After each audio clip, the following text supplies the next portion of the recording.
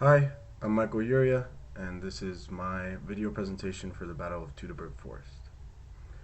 In 9 AD, Rome was a confident imperial power, and it obviously had reason to be. Emperor Augustus had already been ruling for 36 years.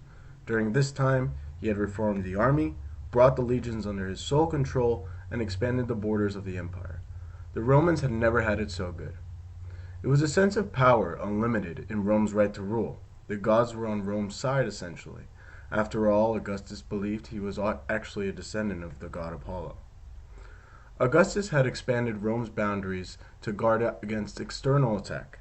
He was particularly proud of how the tribes who lived out on the frontier had been colonized and adopted Roman practice.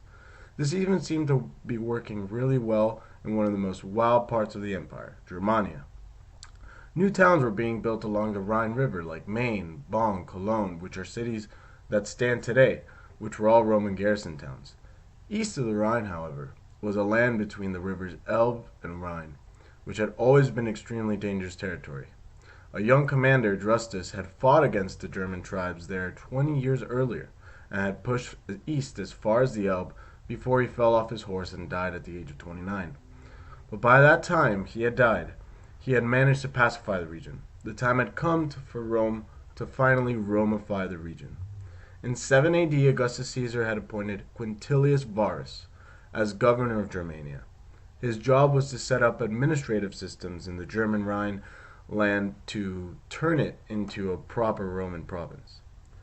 Varus actually had quite the family history. Both his father and his grandfather had committed suicide due to political failure, but Varus had no intention of continuing his family tradition. He was brought from the east. He had been a governor of Syria. Ancient sources also say he was a drunk. He wasn't a battlefield commander. He was an administrator. He thought the Germans were eager to learn the Roman ways as well.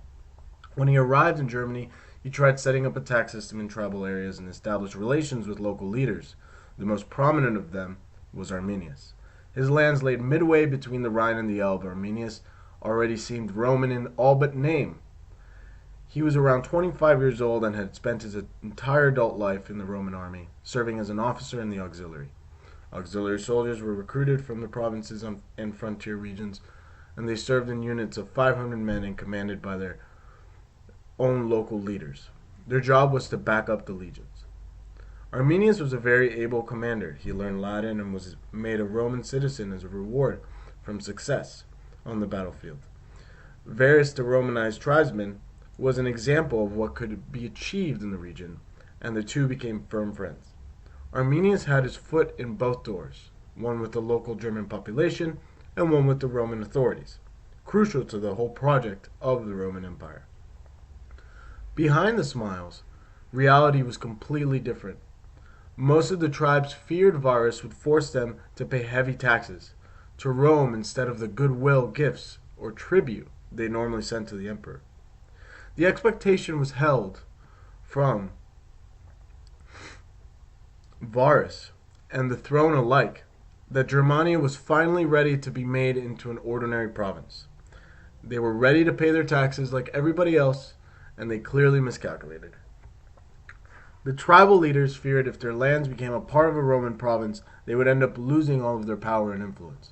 Unless the tribal leaders had a clear and definitive position of employment when Germania would be under Roman rule, it was a hard pill for the tribal leaders to swallow because their political independence under a client state would be gone forever. Arminius knew the tribal leaders were right. After commanding in Rome's armies, he had seen firsthand the iron grip of Roman government. It was known that Varus would have to be stopped. He was even around Varus's camps, and even when others told him that Arminius is not to be trusted and that he might be a traitor, Varus said no. He's my friend, and he believed it. Varus was essentially overconfident because he truly didn't recognize the scale of the threat stacked against him, and he chooses to trust the wrong people with feet in both camps. In September of 9 AD, word arrived of a tribal uprising, several days' march away. Varus immediately set out to suppress it. He took 3 legions with him, the 17th, the 18th, and the 19th, and German auxiliaries led by his trusted ally, Arminius. Their route lay deep through the Teutoburg Forest. Arminius' moment had arrived. Varus is about to find out who his true friends really were.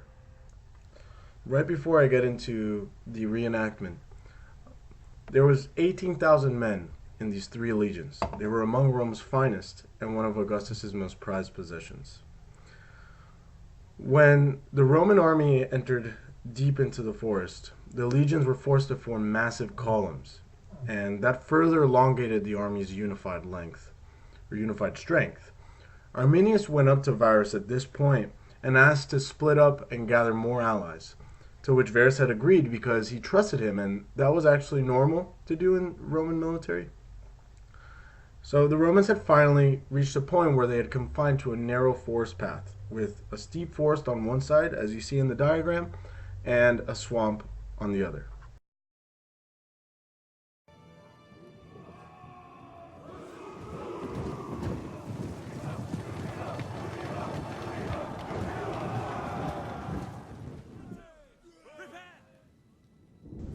As we could see, the battle has commenced, with the Germans finally coming from both sides, both the hill dropping fireballs.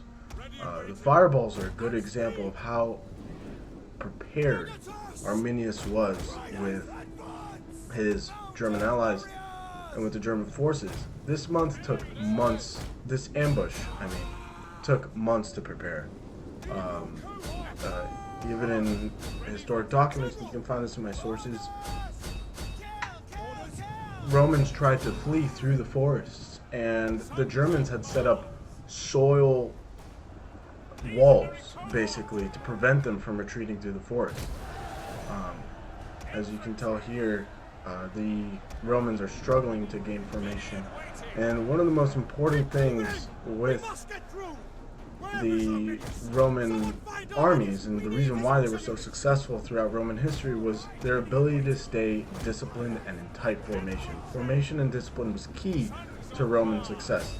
Arminius knew that if he had all of these German soldiers fight Rome in an open battlefield, he would be obliterated.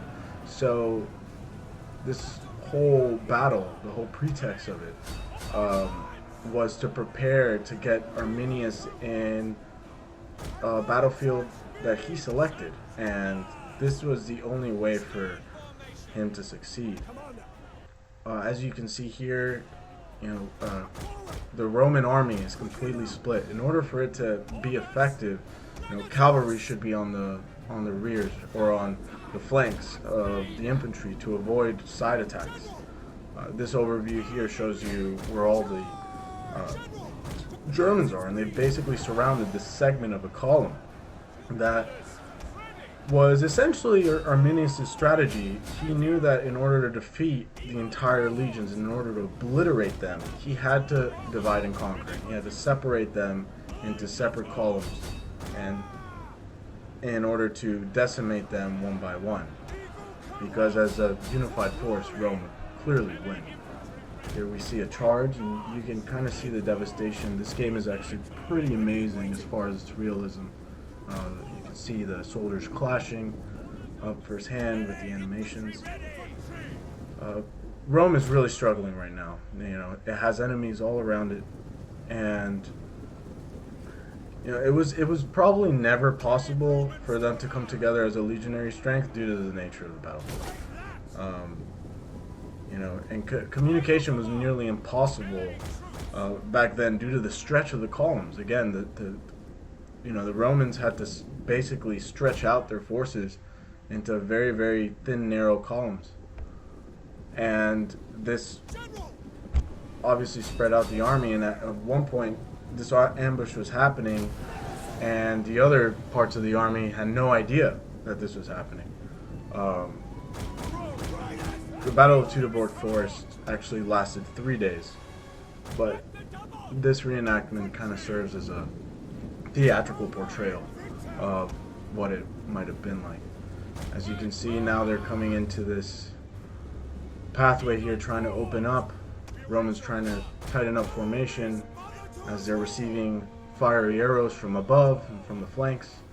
Here I try to confront the German line that was across the swamp, to prepare, because the only way for Romans to succeed is in tight formation. They need to be in their... They can't be scattered like the barbarians were. As you can see, oh, now they're charging with their war dogs. War dogs were good, but I mean, they were easily killed, but they were really good at chasing down routing soldiers. It's actually true. The Romans actually feared the German forest. They thought it was a mythical place. It was until 100 years after Tacitus actually wrote a piece where he described mythical beings living in Germania, that, you know, were half human, half horse, and, you know, this kind of just went along with the fact that the Romans really thought that the German oak forest was kind of like the border of the world. Here I have my cavalry attack the missiles, the archers, but I get flanked and ambushed by a unit of spearmen, and I have to leave those cavalry to their fate. Here my Romans are approaching, and this is actually Quintilius Varus, where unfortunately he is realizing that the massacre that is occurring as the slaughter took place. I mean, he finally realized that he was betrayed by Arminius, and he of course ran away. He historically routed the way he came, but here you can kind of see how he's being chased down by the German cavalry. You're on your own. And you know, he leaves the rest of the legions to their fate. This actually helps in the battle here. His running actually detracts the cavalry from this theatrical portrayal, but we will never know how it actually went down. The actual battle took 3 days to take place, and the battle that was occurring before and this cutscene that came through kind of showed that in a way. It's like if a day passed by.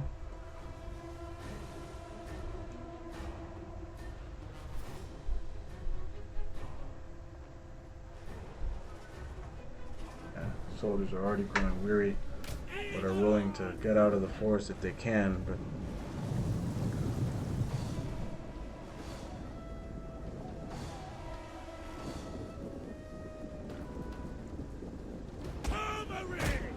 here we see our Romans forming testudo formation. Testudo formation is obviously a great way for them to take these huge shields that they had, and they would tighten up in formation and use it to basically create like a turtle shell to deflect missiles, and it was really, really good when trying to advance under missile fire.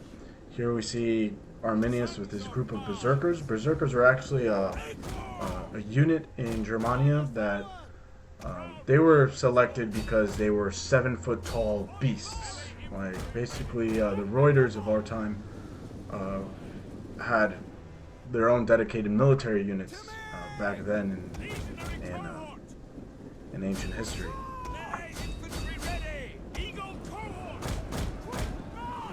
Look to the rear! Berserkers!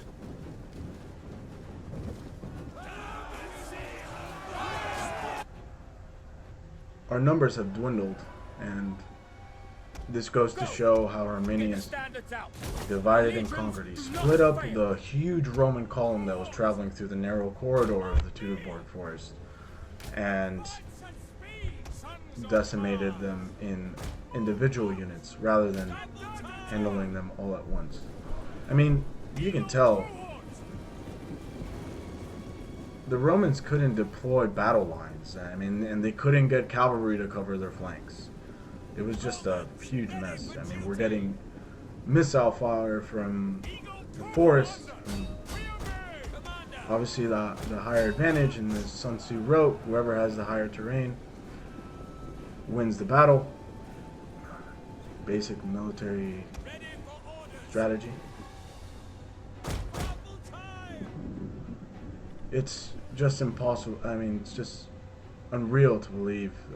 This was truly one of the greatest ambushes of military history. Arminius was a very, very capable commander, and kind of some crazy karma for Rome, honestly.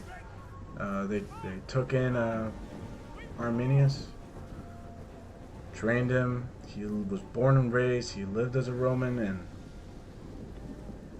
their empire, they just got cocky. They thought they could conquer everything. And after decimating 18,000 men, the Germans sent back the head of Varus back to Rome. That is how they learned the Roman army was decimated. Augustus, hearing the defeat, caused him to have, it didn't sit well with him. He grew out his beard and hair. His entire life had haunted him. He had nightmares, and he would wake up in the middle of the night and scream that famous phrase, "Varus, oh Quintilius Varus, give me back my legions!" He later wrote in his will for his successors to never expand Rome across the Rhine again. Thank you.